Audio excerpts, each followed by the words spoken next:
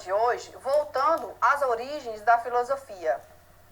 Na verdade, a origem da filosofia é considerada propriamente um projeto educativo, ou como se dizia na Grécia clássica, uma paideia. Trago aqui esse livro que fala sobre a formação dos gregos e que contribuiu e também contribui para a formação e educação do Ocidente. Muito do que se está nessa obra influenciou e influencia as escolas até hoje, alguns modelos educacionais. Vamos à origem do termo pedagogia, o termo do curso de vocês. Os filósofos gregos também buscaram uma técnica, ou seja, uma técnica pela qual os seus ensinamentos pudessem chegar aos seus ouvintes. Essa técnica foi chamada pelos gregos de pedagogia. Então, a palavra pedagogia, ela deriva de dois vocábulos gregos. Paidos, criança, e ago, que é alguém, que significa conduzir, agir. Logo, o paidos ago, que é o pedagogo, tem o papel de conduzir, guiar, educar as crianças. Voltemos à Grécia. A paideia era a formação do homem grego. Antes da paideia, a formação do homem era de caráter individual. Depois da paideia, já no século V a.C., a formação do homem exigia a formação também como cidadão. Assim, era preciso aprender algumas artes, como a música, a gramática, a ginástica. E após completarem 16 anos, aí sim eles se afastavam dos pedagogos para entrar no ginásio, mas continuavam com a educação física, porque o corpo e a mente precisavam estar em harmonia e também aprendiam junto aos mais velhos a sabedoria e a arte de discutir ideias. Depois dos 20 anos, os jovens iam para o serviço militar. A formação dos gregos tem como exemplo a educação levada pelo grande filósofo Sócrates. Sócrates trouxe à filosofia o caráter educativo e formativo do ser, levando aos jovens atenienses uma formação moral, a busca pelas virtudes e o entendimento sobre política, sobre a vida social, o conhecimento sobre a mente, uma visão da ciência hoje chamada psicologia. Sócrates foi um grande psicólogo. Com ele veio os primeiros passos, porque foi ele que trouxe à filosofia a busca pelo entendimento do ser, ou seja, entender o homem enquanto ser humano. Foi o pensador da alma e do corpo. Abriu a mente dos jovens atenienses para serem críticos e não aceitar a imposição das leis, mas que essas deveriam ser esclarecidas e entendidas se realmente fossem necessárias. Vejam que o pensamento filosófico é uma parte inevitável da existência humana. Quase todo mundo já ficou intrigado ao longo do tempo por questões essencialmente filosóficas, como: o que a vida quer dizer? Eu tive uma existência antes de eu nascer? E existe vida após a morte? Vocês já perguntaram? Já tiveram essas dúvidas? A maioria das pessoas também tem algum tipo de filosofia, no sentido de uma perspectiva pessoal sobre a vida.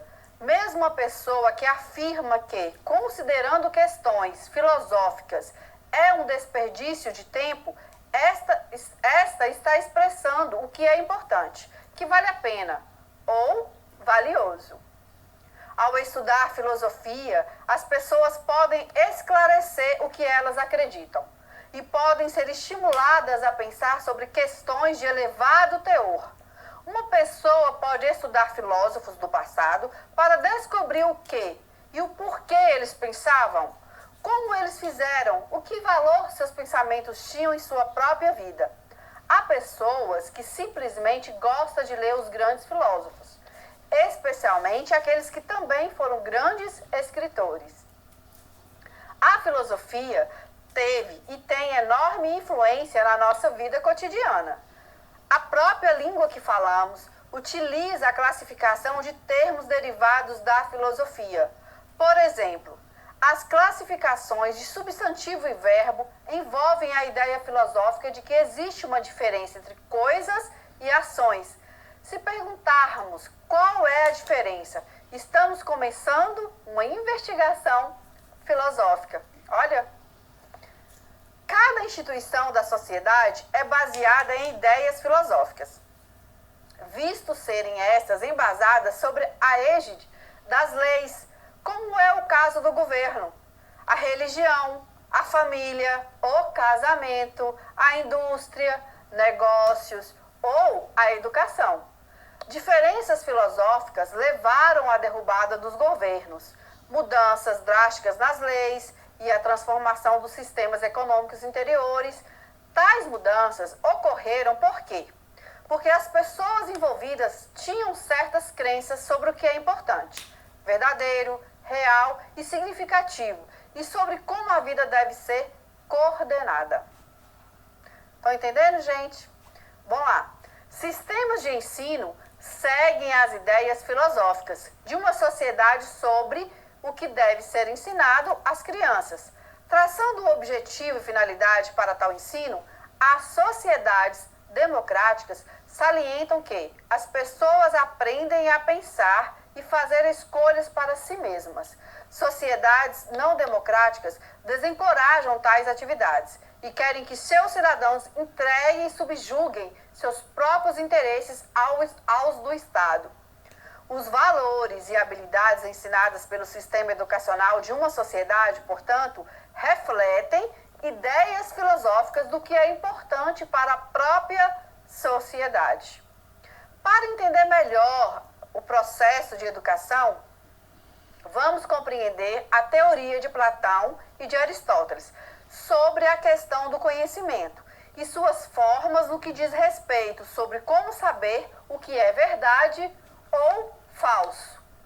Platão e Aristóteles induziram na filosofia a ideia de que existem diferentes maneiras de conhecer ou graus de conhecimento, e que esses graus se distinguem pela ausência ou presença do verdadeiro, pela ausência ou presença do falso.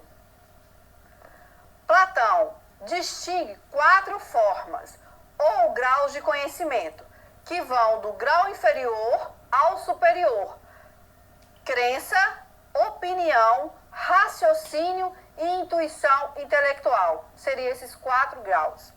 Para ele, os 2 primeiros graus devem ser afastados da filosofia, ou seja, não pode estar próximo à filosofia. São conhecimentos ilusórios ou das aparências. Vocês viram na aula passada sobre aparências.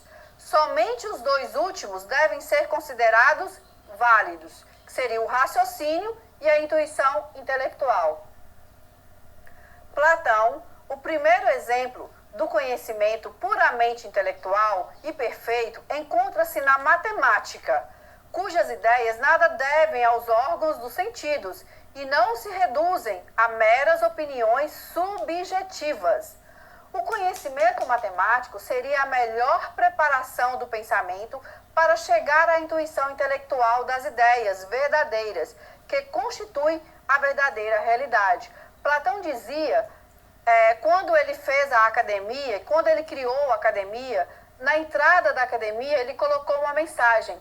E a mensagem dizia que aquele que conhecesse a ciência dos números era capaz de conhecer qualquer outra ciência. Então ele enfatiza muito nessa questão da matemática. Platão diferencia e separa radicalmente 2 formas de conhecimento: o conhecimento sensível, que é a crença e opinião. O conhecimento sensível, ele alcança a mera aparência das coisas. O conhecimento intelectual, que é o raciocínio e intuição, afirmando que somente o segundo alcança o ser e a verdade. O conhecimento intelectual alcança a essência das coisas e as ideias. Vamos lá agora em Aristóteles. Quais são os graus de Aristóteles? Aristóteles ele vai distinguir 7 formas ou graus de conhecimento. Aí, no caso, ele vai colocar sensação, percepção, imaginação, memória, raciocínio e intuição. Ao contrário de Platão, nosso conhecimento vai sendo formado e enriquecido por acumulação das informações trazidas por todos os graus, de modo que, em lugar de uma ruptura entre o conhecimento sensível e o intelectual, Aristóteles ele estabelece uma continuidade entre eles. A separação se dá entre os 6 primeiros graus e o último, ou a intuição, que é puramente intelectual, ou um ato do pensamento puro. Vocês estão percebendo? Platão, racionalismo. Aristóteles, o empirismo. Lembra aí? Bom, seguindo a corrente. Aristóteles, vamos lá. A distinção dos campos do conhecimento verdadeiro sistematizados por Aristóteles em 3 ramos. Então ele coloca o teorético, o prático e o técnico. O teorético é referente aos seres que apenas podemos contemplar ou observar, sem agir sobre eles ou neles interferir. Outro, o prático, é referente às ações humanas, ética, política e economia. E o técnico, que é os poéticos, na verdade da poéticas, referente à fabricação e ao trabalho humano, que pode interferir no curso da natureza, criar instrumentos ou artefatos, a medicina, o artesanato, a arquitetura, a poesia, a retórica. Então, seriam essas formas de conhecimento.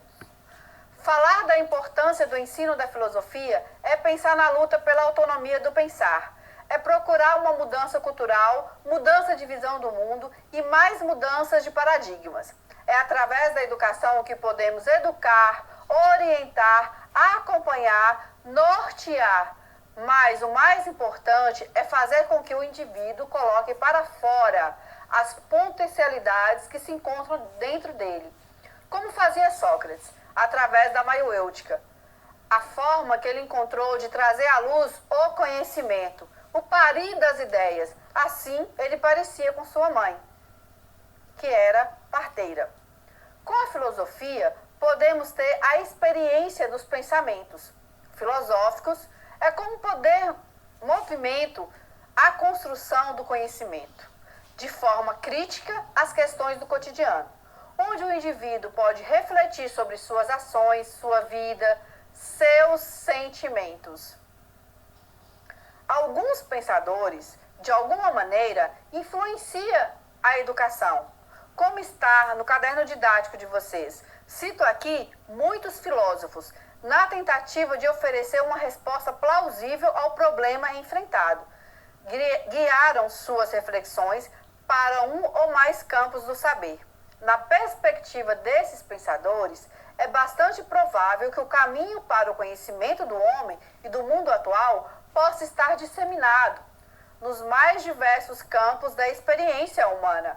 Vamos apresentar algumas reflexões suscitadas em campos que tradicionalmente são entendidos como separados da educação formal, mas que, na perspectiva de alguns pensadores, são, na verdade, horizontes essenciais para o desenvolvimento de saberes mais próximos do homem e de uma condição do ser humano.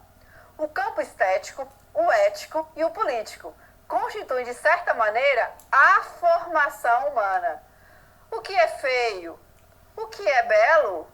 A sensibilidade de quem admira um objeto qualquer, ser ou paisagem. Quem é bonito? Quem é feio? O que é bonito? O que é feio? Qual é a expressão artística que pode ser considerada bonita? Feia, boa ou ruim? Difícil de responder, né, pessoal? Vão lá, respondam aí. Bom, a resposta para tais perguntas parece dizer respeito à questão de gosto de cada pessoa. Será? Cada um é? Gosto não se discute?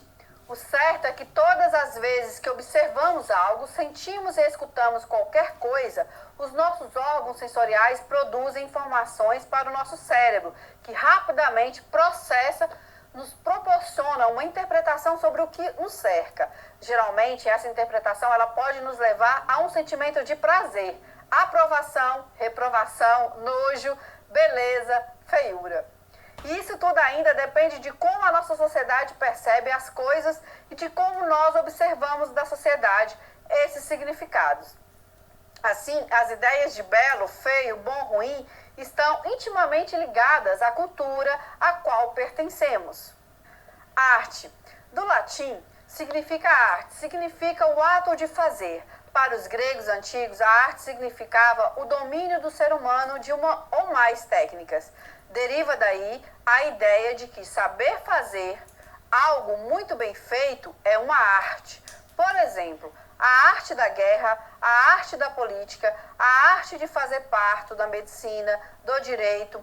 Deste modo, a arte é o ato de fazer a obra que será admirada, seja ela uma canção, uma escultura, uma poesia, uma dança ou uma arquitetura. A estética será, portanto, a disciplina que irá estudar, analisar a relação existente entre a arte e o homem. Mas o que determinaria o ato de fazer uma obra de arte? A resposta mais aceita é a personalidade do artista e o contexto histórico-cultural do qual o artista faz parte, e todas as influências que ele possa receber. Para Gallo, 1997, o próprio artista é quem determina a funcionalidade de sua obra. Na política, por exemplo, o artista ele pode retratar uma injustiça, um problema social, uma ideologia. A obra Os Retirantes, de Cândido Portinari, de 1903 a 1962, representa a vida difícil dos milhares de brasileiros que migram de cidades do interior para os grandes centros em busca de melhores condições de vida. A imagem retrata a magreza, a fome, a miséria e o sofrimento das pessoas que se encontram nessa situação. Na educação, a arte assume o compromisso com o lúdico, ou seja, busca, a partir da perspectiva pedagógica, ensinar as pessoas e compreender o mundo a partir da criação de obras artísticas. Estética foi o filósofo Alexandre Gautier Baumgarten, de 1714 a 1831, que utilizou a palavra estética. No conceito moderno, pela primeira vez, ele tinha o intuito de estabelecer uma disciplina da filosofia, que se encarregaria de estudar todas as manifestações artísticas. Assim, já na Grécia Antiga, outros filósofos já faziam uso da palavra estética, que deriva da palavra grega aetes e que significa sensibilidade. Deste modo, no sentido mais estreito do significado, a palavra estética significa sensibilidade. Atualmente, seu significado moderno corresponde à doutrina do conhecimento sensível. Baumgarten definiu a estética como sendo uma disciplina que deveria refletir sobre as emoções produzidas pelos objetos, que são admirados pelos seres humanos. O autor ainda afirmava que a estética ela deveria ser abordada de forma subjetiva, ou seja, a partir da consciência de cada indivíduo. Este filósofo da arte entende que a única forma de se apreciar uma obra de arte se dá pela sensibilidade do observador. A sensibilidade só é possível quando o observador se permite contemplar a arte a partir da sua própria subjetividade. Filosofia política é uma vertente da filosofia cujo objetivo é estudar as questões que envolvem a convivência do ser humano e dos grupos humanos. Na prática, é o estudo de questões fundamentais que envolvem o Estado, a política, o governo, a justiça, a liberdade e o pluralismo. Atua como código de ética em que os integrantes da sociedade e ela própria devem saber como agir. No campo dos direitos individuais, engloba o direito à vida, à liberdade, à autodefesa e à propriedade. A filosofia política ocidental surgiu na Grécia Antiga e é um estudo teórico da prática coletiva. A palavra política é de origem grega, Polis. Entre as obras mais influentes da filosofia política estão a República, de Platão, e a Política, de Aristóteles. De novo, os dois grandes pensadores, Platão e Aristóteles. O pensamento de Aristóteles aponta que a natureza humana é a justificativa para o homem viver em grupo, e esta é uma das características principais a tornar o homem um homem. Na obra A Política, Aristóteles aponta que o homem é um animal político. A teologia apropriou-se do pensamento de Aristóteles e o tornou mais cristão. Durante o domínio da Igreja Católica, essa corrente é percebida nas obras de Santo Agostinho. Lembra da primeira aula? Que enfatiza o Estado como instrumento de aplicação da moral. E São Tomás de Aquino, cuja filosofia escolástica domina o pensamento europeu por muitos séculos. Idade Média. Filosofia, ética é a área da filosofia que estuda o comportamento humano e sua relação com as normas. Então vamos lá. Ética e normas. Ela essencialmente reflete os princípios e os valores morais, questionando as certas formas de agir. Contribuem ou não para a vida na sociedade, cujo objetivo é a justiça social. Ética e moral. A moral é um conjunto de regras que se baseia em valores culturais e históricos de cada sociedade, por meio da prática ou de aspectos de condutas humanas específicas. Assim, enquanto a ética é universal, a moral ela é cultural. Ambos conceitos não devem ser confundidos. A moral está balizada na subordinação aos costumes, regras e hábitos determinados por cada sociedade. A ética, por sua vez, busca fundamentar tais preceitos em maneiras virtuosas de vivência, a arte de bem viver. Por isso, a ética é universal e a moral é particular. Lembram disso? Ética e filosofia.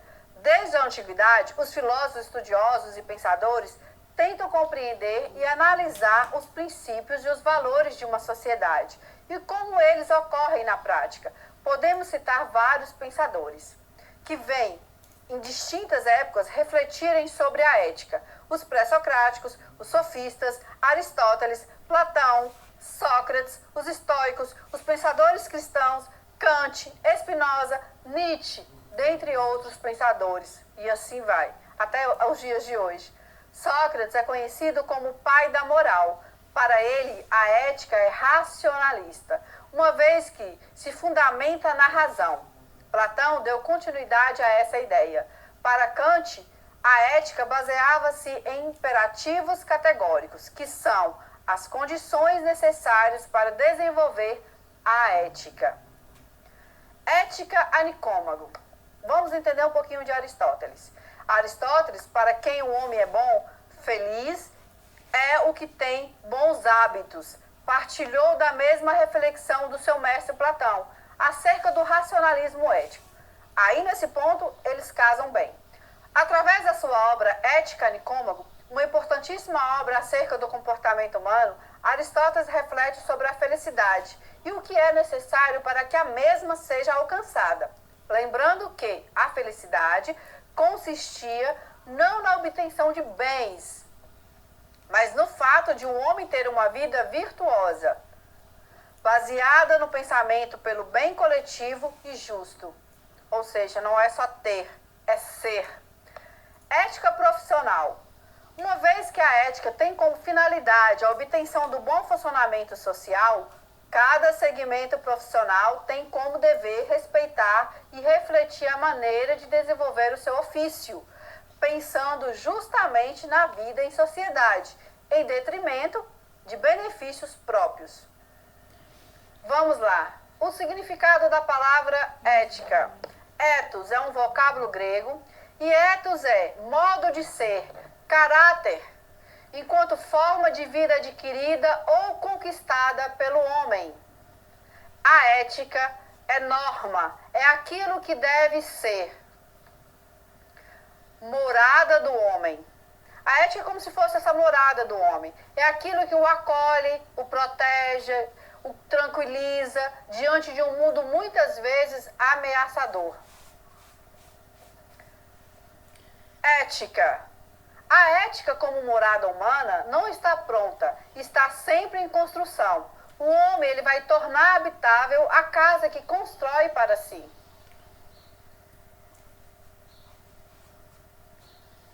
Ético significa, portanto, tudo aquilo que ajuda a tornar melhor o ambiente para que seja uma moradia saudável, materialmente sustentável, psicologicamente integrada e espiritualmente fecunda. Para Aristóteles, o filósofo grego, a ética se fundamenta no meio termo. O homem não faz o bem porque é bom, mas é bom porque faz o bem. Somos potencialmente bons e maus e temos a faculdade de escolher racionalmente o que desejamos ser. Não devemos ser nem covardes nem audaciosos, mas corajosos. Coragem de menos significa covardia e coragem de mais significa audácia. Não devemos ser nem avarentos nem extravagantes, mas generosos. Generosidade de menos é avareza e generosidade de mais é extravagância. O mesmo vale para a alimentação. Comer de menos é perigoso, mas comer de mais também o é. Fica o lembrete aí, pessoal. A ética de Aristóteles lembra a ciência médica grega. Só através do equilíbrio e da moderação é que podemos nos tornar pessoas felizes ou harmônicas. Moral. Vem de mores, latim, significa costume. Costumes no sentido de conjunto de regras adquiridas por hábito. Comportamento de caráter cultural. A ética, ela pode e deve ser incorporada pelos indivíduos sobre a forma de uma atitude da vida cotidiana, capazes de julgar criticamente os apelos acríticos da moral vigente. Mas a ética, tanto quanto a moral, não é um conjunto de verdades fixas, imutáveis. A ética, ela se move historicamente, se amplia e adensa. Para entendermos como isso acontece na história da humanidade, basta lembrarmos que um dia a escravidão foi considerada natural. Ou seja, no Brasil, a escravidão era permissível. Hoje já não mais.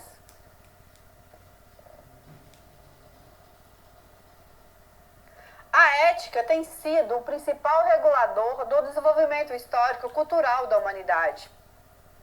Sem ética, ou sem a referência a princípios fundamentais comuns a todos os povos, nações, religiões e etc., a humanidade já teria se despedaçado até a autodestruição.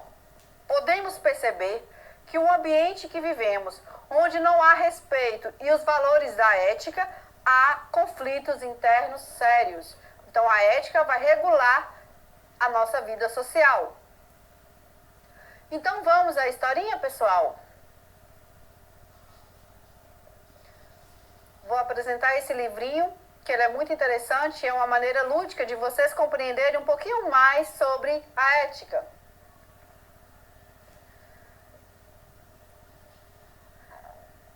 Vamos lá, iniciando a historinha. A ética, ela estuda a conduta da pessoa do ponto de vista do bem e do mal. A ética estuda a moralidade. Olha o exemplo. Desde a infância é necessário se aprender a ética. Vamos iniciar nosso estudo pela Grécia Antiga.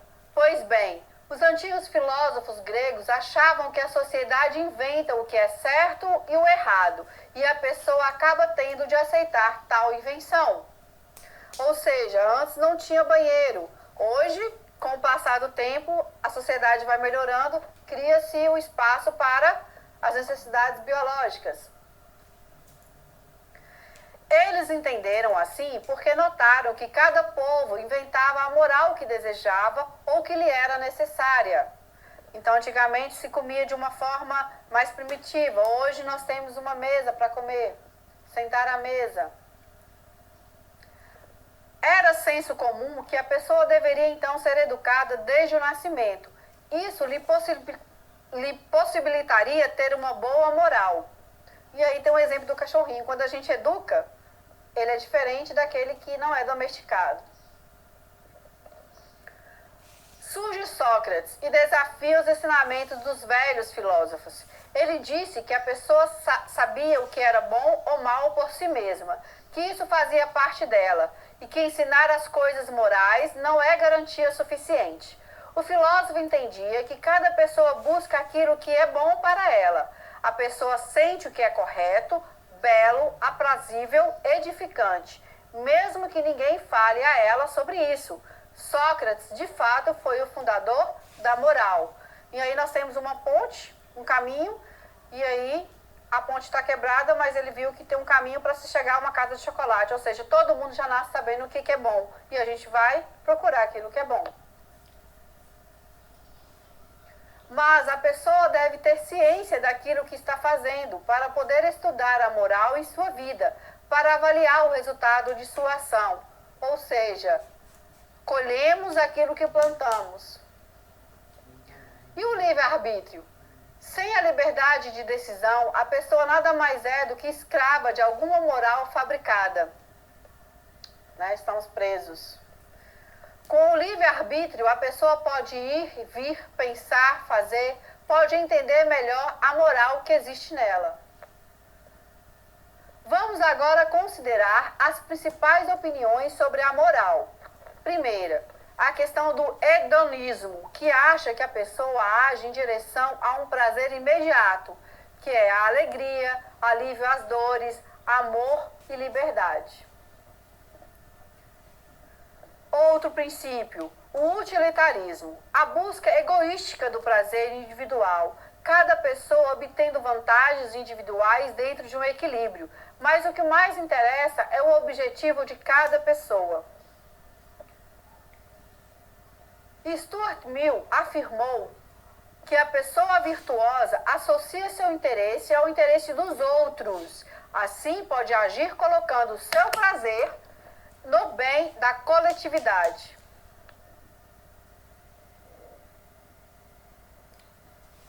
Seria esse, o utilitarismo não egoístico. Então, você pegar de uma coisa que seria, em vez de ficar para você, você trazer para a própria natureza, beneficiando a todos, não só a si mesmo. Outro princípio, o eudemonismo. Os atos da pessoa têm como objetivo a felicidade, considerado o maior bem. São moralmente boas as atitudes que conduzem à felicidade. Aristóteles e Tomás de Aquino simpatizavam com esses preceitos.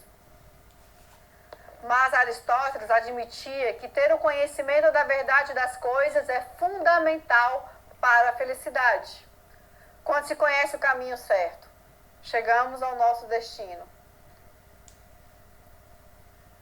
E Tomás de Aquino entendia que a convicção de Deus é o que proporciona a felicidade. Aí busca mais a fé.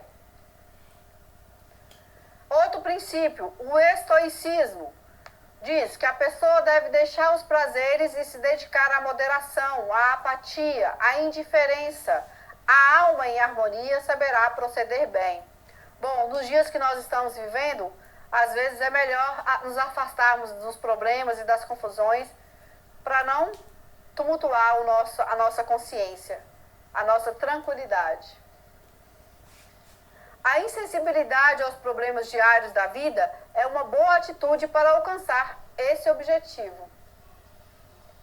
Bom, Kant nos fornece alguns conselhos sobre como devemos agir, de um modo que poderia ser adotado por todos e que procurasse fazer o bem geral. Na verdade, Kant estava tentando uma ética universal, tendo como base o respeito e a igualdade entre todas as pessoas. O ideal aqui é o de uma pessoa que age após refletir, que é livre para isso e que segue critérios universais da moralidade. Kant pensou que diante de um costume, de uma lei qualquer, a pessoa deve se perguntar qual é o dever e então agir de acordo com o dever. Portanto, Kant relacionou a ética a um dever, a uma obrigação. Atualmente, muitos filósofos acreditam que a questão moral está condicionada a situações que mudam constantemente, sociais, políticas, econômicas e tantas mais. Mas a ética precisa também considerar os costumes, os contextos, os valores, a religiosidade. Por isso, Hegel situa a ética em meio a questões políticas e históricas. Terminamos o nosso pequeno estudo com o meigo profeta da Galileia. Jesus renova a ética no Antigo Testamento. Coloca como mandamento ético primordial o amor. Assim, cada um deve procurar, antes de tudo, amar. Muito diferente de Sócrates e Platão. Eles defendiam que a pessoa precisa conhecer o bem que está nelas, porque assim podem agir bem. A pessoa má seria apenas uma criatura ignorante. A ética realmente tem muito trabalho a fazer, até conseguir um entendimento profundo e sábio entre as pessoas, as plantas e todos os seres deste planeta. Obrigada pela oportunidade.